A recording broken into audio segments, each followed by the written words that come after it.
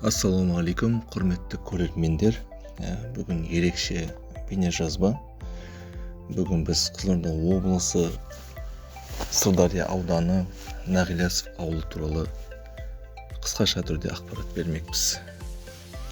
Нағилясов ауылы Қызылорда облысының Сырдария ауданында орналасқан заманауи инфрақұрылыммен ерекшеленетін үлгілі елді мекен. Ауылдың аты Ұлы Отан соғысының батыры Нағи Ілиясовқа 1992 жылы берілген. Ауылдың тарихы 1931 жылдан басталады. Сол кезде Мақпалкөл совхозы ретінде құрылған, кейінгі жылдары бірнеше рет атауы өзгеріп, соңында қазіргі атауына ие болды. Нағилясов ауылы әлеуметтік және инфрақұрылымдық даму, ауылдың көркеюі мен дамуына жергілікті кәсіпкер Абзал Ералиевтің жетекшілік ететін Абзал ИК толық серіктестігі зор үлес қосуда. Оның демеушілігімен ауылда көптеген әлеуметтік нысандар салынды. Мысалға айтатын болсақ, 1000 орындық спорт кешені 2015 жылы ашылған. Мәдениет үйі, мешіт, сауда орталығы, дәрігерлік, амбулатория және балабақша, орталық алаң, футбол алаңы, гүлзарлар, субұрқақтар мен жарықшамдардың абаттандырылған демалыс аймақтары, жаңа әкімдік ғимараты да есептеледі.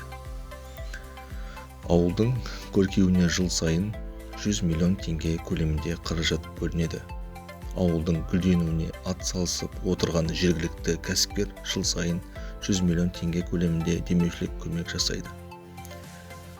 Көнерген нысандарды жөндейді, жарамайтын жаңадан салады. Осылайша өзгелерге үлгі болып келеді.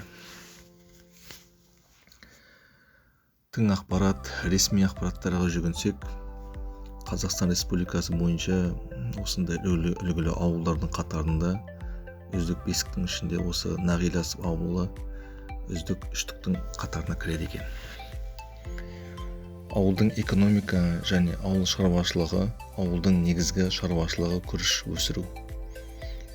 Абзал ИК серіктестігі сағатына 5000 тонна күріш өндіретін заманауи жабдықтармен жұмыс істейді. Өнімнің 40% экспортқа шығарылады. Мал шаруашылығында ірі қара, қой, жылқы, ешкі және тауық өсіріледі. Ауылдың әлеуметтік жағдай және тұрмысы 2000-нан астам тұрғын бар.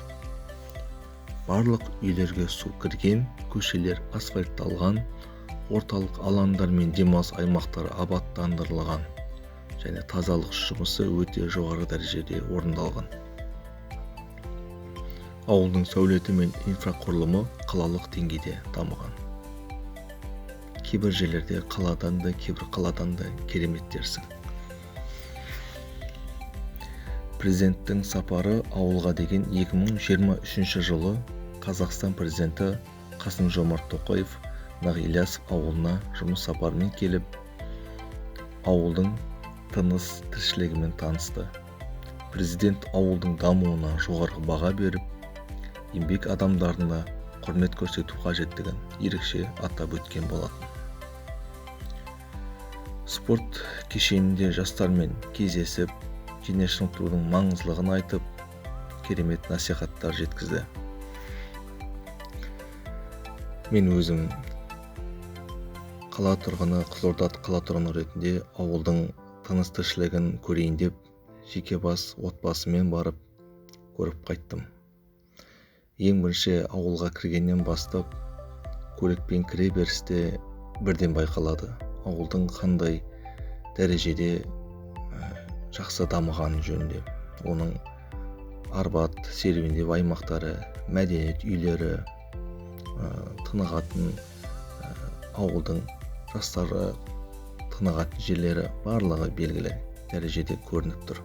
Субұрқақтар дерсің, мешіт, спорт кешені, үлкен футбол алаңдарын таңғалдырды. Ол Нағилясов ауылының маған тағыдай ұнаған, өйткені олардың тұрғындары ұнады. Ақ көңіл, өте ауылдан тәртіп бұзарлықты еш нәрсе көрмедім.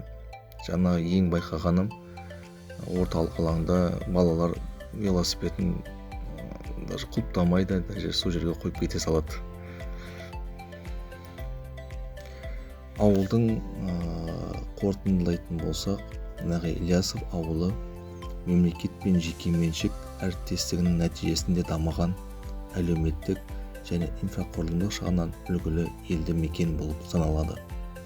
Ауылдың көркеюі мен дамуына жергілікті кәсіпкерлердің үлесі өте орасан зор болып саналады.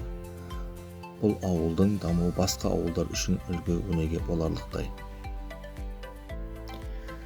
Біз бейне жазба соңында біздің егебет еңбегіміз ұнаса бағалап, бөлісіп, осы қазақ тілді арнамызды 500 оқырманға жететіндей ат салсаңыздар, бізге үлкен көмек болар еді.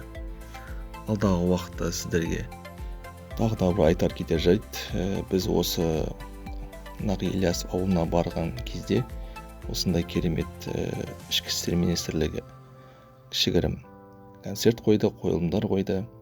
Соны өздеріңіз бағалап, көзайым болып өтсеңіздер. Сау болыңыздар. Ахмет, әкел.